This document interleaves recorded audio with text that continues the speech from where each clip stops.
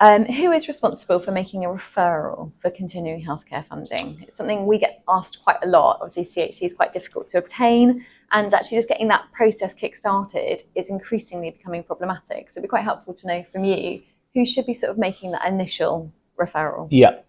So continuing healthcare funding, what are we talking about in the first instance is funding provided by the NHS where somebody has a primary health need. So their needs are going to be at a high level, if we can put that in a non-legal way.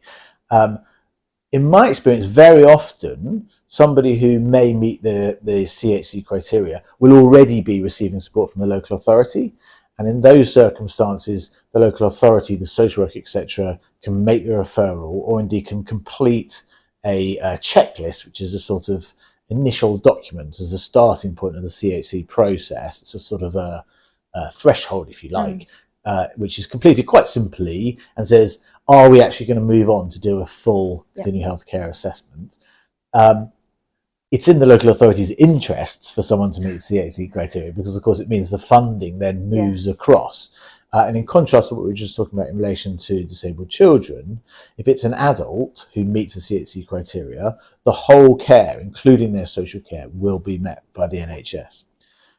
So very often it'll be the local authority, but it doesn't have to be, and it can be, and indeed that checklist can be completed by a GP, or indeed a family member or a deputy can just literally contact the ICB and say, we want to make this referral, and that's enough for them to complete that initial checklist stage. The purpose of the checklist stage is to sort of weed out cases which are not likely to be eligible at that stage, and so there shouldn't be any challenge at all in getting to that initial sort of checklist stage. Because I'm seeing an increase at the moment of clients coming to me and saying, because X dad or whoever is in a residential setting, particularly in an acute residential setting, such as a hospital or a rehab unit or something like that, they won't do the CHC checklist until they're discharged into more of a community setting, which feels to me to be a complete falsehood, and actually something that would be causing a delay further down the line. I'm assuming that is not a sort of a legitimate reason to not do a CHC checklist, just what setting they happen to be in. They being the ICB is saying we won't do it. No, the local authority is saying they won't make a referral. I've had this 2 or 3 times in different places. Right. That's curious. Yeah. Yeah, I mean, I wonder, I don't know, but I wonder if their logic is this situation is going to change very soon. Yeah.